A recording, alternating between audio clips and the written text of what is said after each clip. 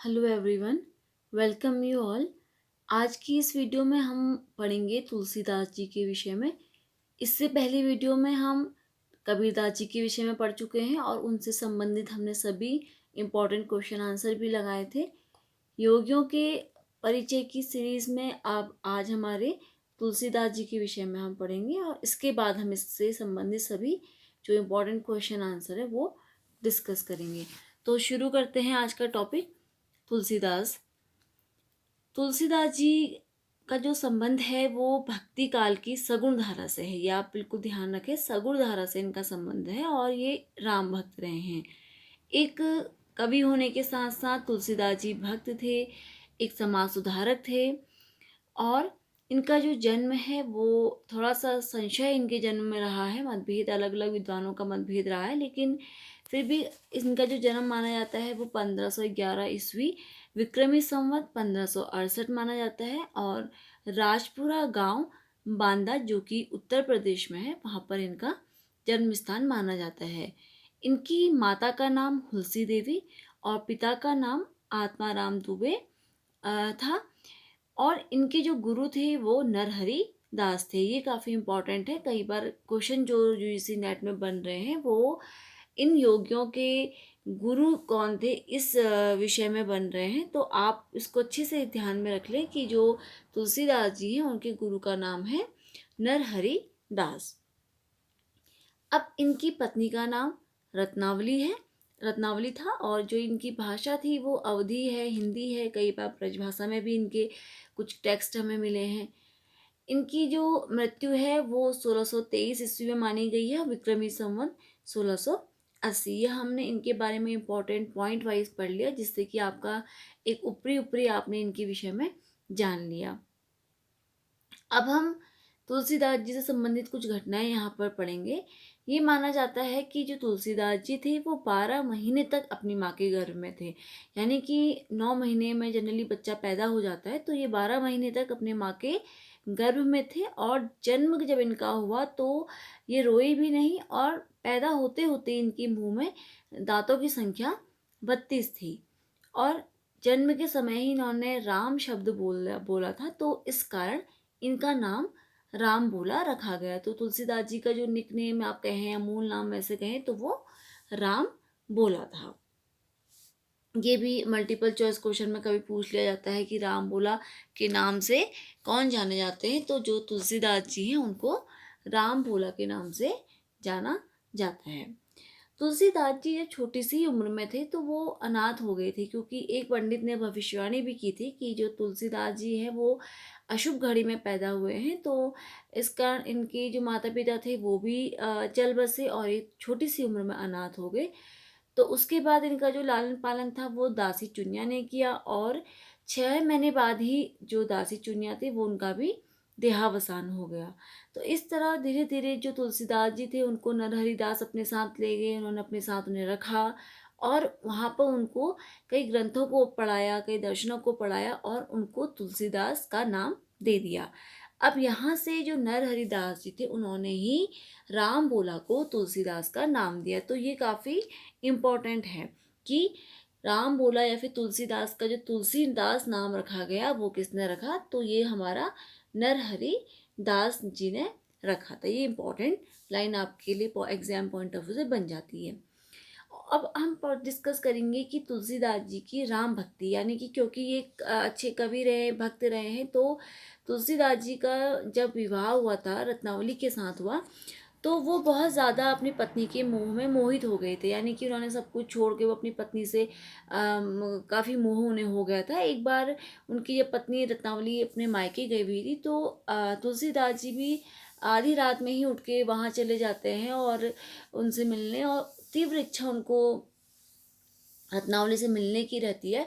तो ये सब देख के रत्नावली को बहुत गुस्सा आ जाता है और वो तुलसीदास जी से कहती हैं कि अस्थि चर्म मय देह या तो सो ऐसी प्रीति नेकु होती जो राम से तो कहो भवभीत।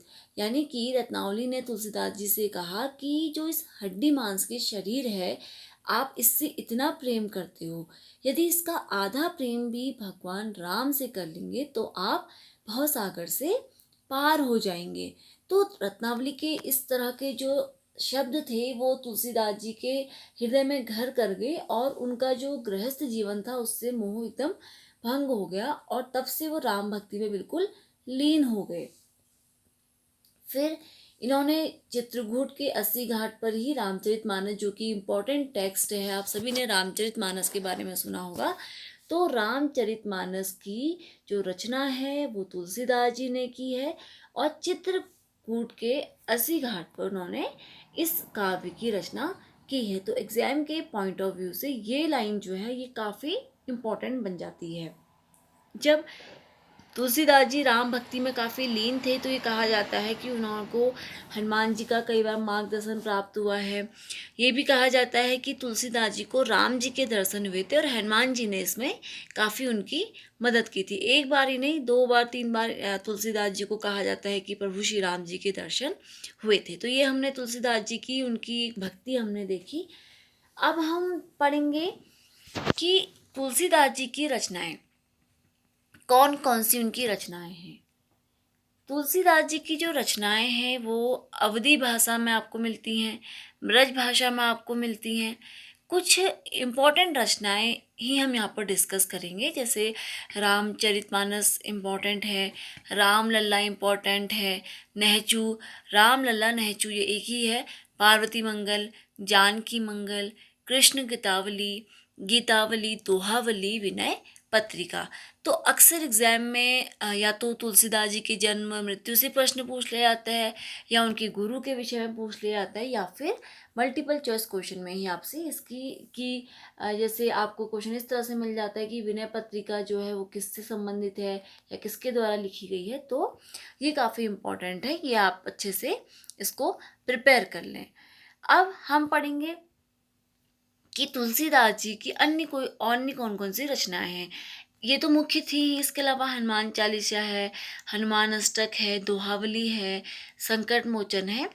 ये भी जो है तुलसीदास जी की अन्य रचनाएं हैं। अब हमारा जैसे कि आपके सिलेबस में भी दिया हुआ है कि योगियों का जीवन परिचय और उनका यौगिक कंट्रीब्यूशन। तो अब हम पढ़ेंगे कि तुलसीदास जी का क्या यौगिक अवदान रहा, क्योंकि तुलसीदास जी नरहरि बाबा जो नरहरिदास थे उनके संरक्षण में रहे, तो उन्होंने तुलसीदास जी को भक्ति योग की प्रेरणा दी। वो तुलसीदास जी राम भक्ति में ही लीन रहते थे। उन्होंने तुलसीदास जी को राम मंत्र की दीक्षा दी थी।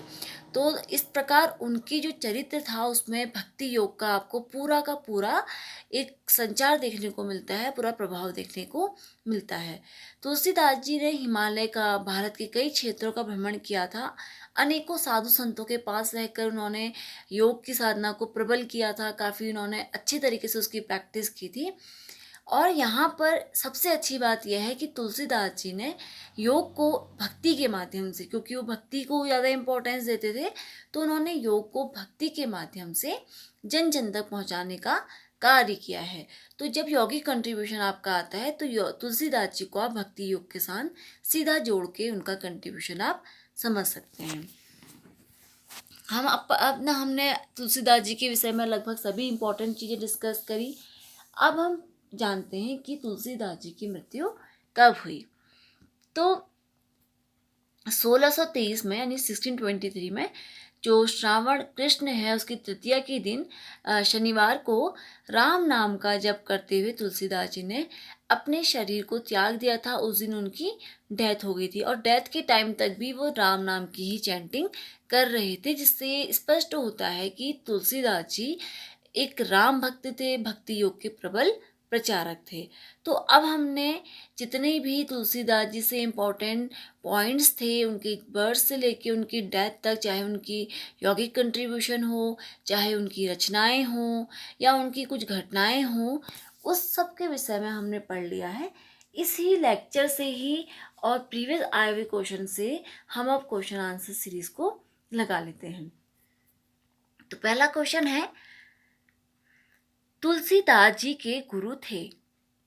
आपको ऑप्शन में दिया है विवेकानंद, नरहरिदास, रामानंद या इनमें से कोई नहीं। तो इसका जो सही ऑप्शन है वह है नरहरिदास, जिनको कि नरहरि बाबा भी कहा जाता है, जिनके संरक्षण में तुलसीदास जी ने भक्ति योग का प्रबल प्रचार प्रसार किया। दूसरा प्रश्न है, तुलसीदास जी का संबंध है। ऑप्शन है भक्ति काल की सगुण धारा, अद्वैतवाद, निर्गुण धारा या फिर इनमें से कोई नहीं। तो हमने पहले ही पढ़ा था कि जो तुलसीदास जी हैं वो भक्ति ही काल की सगुण धारा से संबंधित थे। अगला प्रश्न है, दोहावली किसकी रचना है? तो ऑप्शन में है तुलसीदास, कबीरदास, सूरदास या फिर रहीम। तो हमने पहले पढ़ा था कि तुलसीदास जी की मुख्य रचनाओं में दोहावली भी एक इम्पॉर्टेंट रचना है, जिसमें हमने रामचरितमानस, विनय पत्रिका, अन्य और रचनाएं भी पढ़ी थी। इस तरह आपसे कुछ भी रचना पूछी जा सकती है। जैसे यहाँ पर दोहावली पूछ दिया गया है तो आपसे कोई भी रचना पूछी जा सकती है। अगला प्रश्न है, तुलसीदास जी की पत्नी का नाम क्या था? तो उनकी पत्नी का नाम क्या था? आपको ऑप्शन में हुलसी देवी, नीमा, कमाली या रत्नावली। तो सही जो आंसर है वो है रत्नावली, जिनके द्वारा कहे हुए शब्दों के बाद ही तुलसीदास जी राम भक्ति में क्या होते हैं, लीन हो जाते हैं। तो उनकी पत्नी का नाम रत्नावली था। अगला है, तुलसीदास जी कृत रामचरितमानस की भाषा है। ऑप्शन है देवनागरी, गौड़ी, अवधि या उपरोक्त सभी। तो इसका जो सही आंसर है वो है अवधि। अगला जो प्रश्न है वो है, तुलसीदास जी की किस भक्ति में मग्न थे? किसकी भक्ति में वो मग्न थे? तो ऑप्शन में आपको दिया है शिव जी की या श्री कृष्ण जी की, विष्णु की या फिर राम जी की। तो जो तुलसीदास जी थे वो राम की भक्ति में लीन थे, बल्कि इन्हें मृत्यु के समय तक भी राम नाम का ही जाप कर रहे थे। अगला प्रश्न है, तुलसीदास जी की रचनाएं हैं। आपको दिया हुआ है ऑप्शन में रामचरितमानस, दोहावली, गीतांजलि या उपरोक्त सभी। तो ये उपरोक्त सभी जितनी भी रचनाएं हैं ये तुलसीदास जी की हैं। हमने पहले इनको ऑलरेडी अभी डिस्कस किया था। तो इसका जो सही आंसर आपका हो जाएगा वह है ऑप्शन डी, उपरोक्त सभी।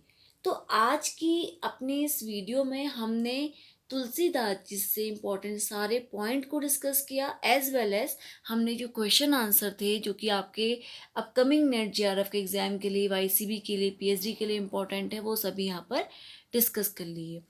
अब यदि आपको ये वीडियो पसंद आया हो तो प्लीज़ आप इस चैनल को सब्सक्राइब कर लें, आप इस वीडियो को लाइक कर लें, इसको ज़्यादा से ज़्यादा शेयर करें और आप बेल आइकन को प्रेस कर लें, जिससे कि हमारी जो अपकमिंग वीडियोस है, क्योंकि हम पूरी सीरीज चला रहे हैं, तो आपको वो उसका नोटिफिकेशन आसानी से मिल जाए। And thanks for watching.